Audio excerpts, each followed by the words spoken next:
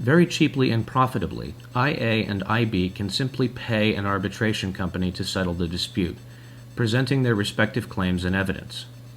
If B has a rightful claim, IA drops the case, taking its small loss, as compared to war, and has excellent incentive to improve its investigation. If A has rightful claim, the reverse is now true for IB. Only at this point, when the matter has been fully contested, investigated, and judged, and B still refuses to relinquish the stolen property, would violence occur. B may have only been bothered so far as being notified of IB's defense on B's behalf, and B may have chosen to ignore it. No subpoena could be issued until after conviction. But PB, the enforcement agency, and IB step aside, and B must now face a competent, efficient team of specialists in recovery of stolen property. Even if B is near mad in his resistance at this point, he would probably be neutralized with minimum fuss by a market agency eager for a good public image and more customers, including perhaps B himself one day. Above all, PA must act so as not to invoke anyone else or harm others' property. B or IB is now liable for restoration. This can be divided into three parts: restitution, time preference, and apprehension. Restitution is the return of the original good or its market equivalent. This could be applied even to parts of the human body or to the value set on one's life.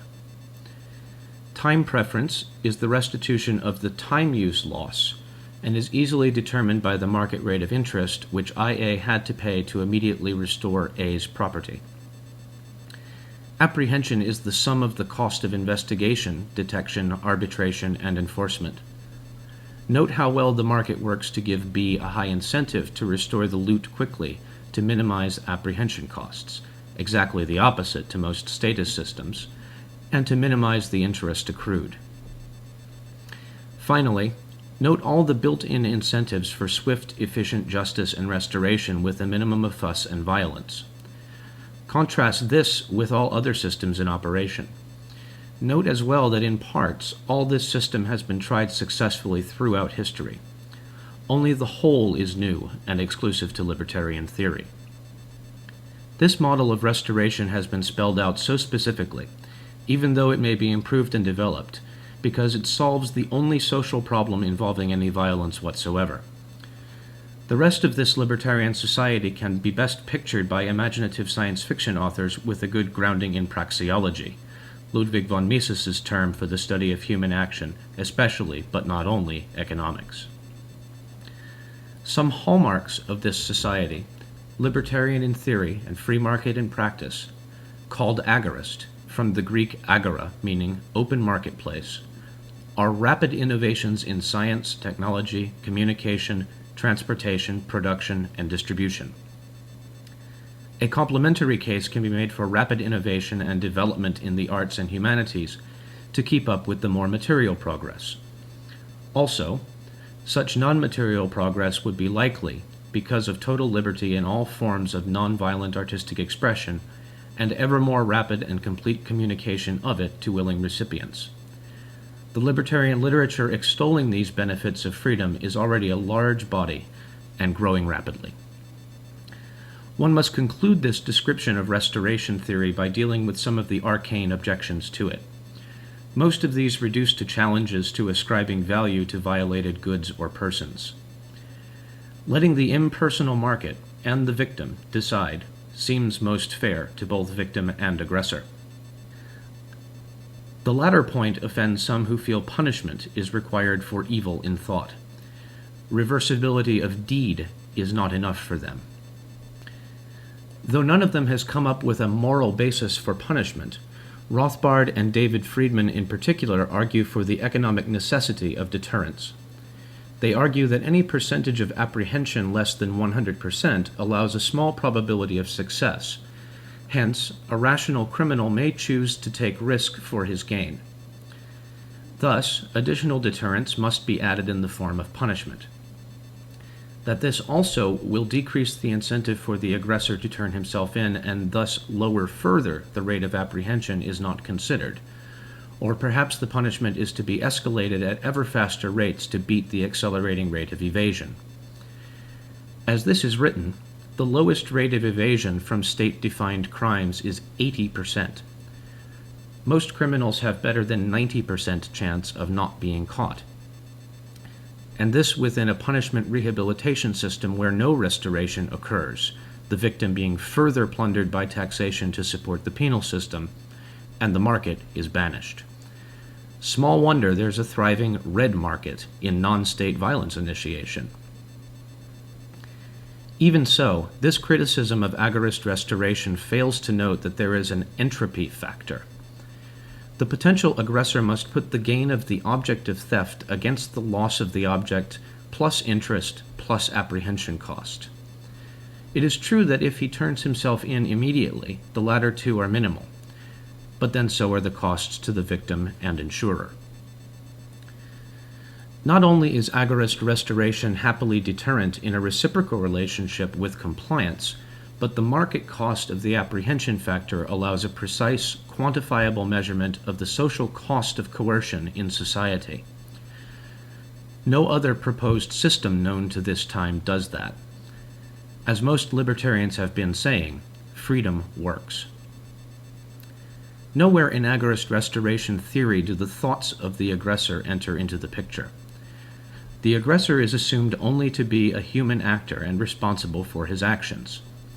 Furthermore, what business is it of anyone else what anyone thinks? What is relevant is what the aggressor does. Thought is not action. In thought, at least, anarchy remains absolute. If you sit up in shock to find that I have crashed through your picture window, and then made sure everyone will continue to live, you don't particularly care if I tripped and fell through while walking by, or I engaged in some act of irrational anger jumping through, or even whether it was a premeditated plan to distract protesters across the street from noticing a bank heist. What you want is your window back, pronto, and the mess cleared up. What I think is irrelevant to your restoration. In fact, it can be easily demonstrated that even the smallest expenditure of energy on this subject is pure waste. Motivation, or suspected motivation, which is all we can really know, may be relevant to detection and even to prove plausibility of the aggressor's action to an arbitrator, if there may be two equally probable suspects. But all that matters for justice, as a libertarian sees it, is that the victim has been restored to a condition as identical as possible to that before the harm. Let God or conscience punish guilty thoughts. Another objection raised concerns what will be done about violence initiators who have paid their debts to the individual, not, quote, society, and are free to try again with greater experience. What about recidivism, so prevalent in statist society? Of course, once one is marked as an aggressor, one will probably be watched more closely and thought of first when a similar crime is committed. And, while work camps may be used to repay restitution in a few extreme cases, most aggressors will be allowed to work in relative freedom on bond. Thus, no institutions of higher criminal learning like prisons will be around to educate and encourage aggression. The distinguishing characteristic of a highly efficient and accurate system of judgment and protection will be that it will occupy a negligible fraction of an individual's time, thought, or money. One can then argue that we have not portrayed 99% of the agorist society at all. What about elimination of self-destruction, which libertarianism does not deal with? Space exploration and colonization, life extension, intelligence increase, interpersonal relations, and aesthetic variations. All that really can and need be said is that where present man must spend half or more of his time and energy serving or resisting the state, that time and energy will be usable for all other aspects of self-improvement and the harnessing of nature. It takes a cynical view of humanity indeed to imagine anything but a richer, happier society. This, then, is a sketch of our goal, and detailed picture or enlarged focus on the aspect of justice and protection. We have the here, and we have the there. Now for the path. Counter-economics.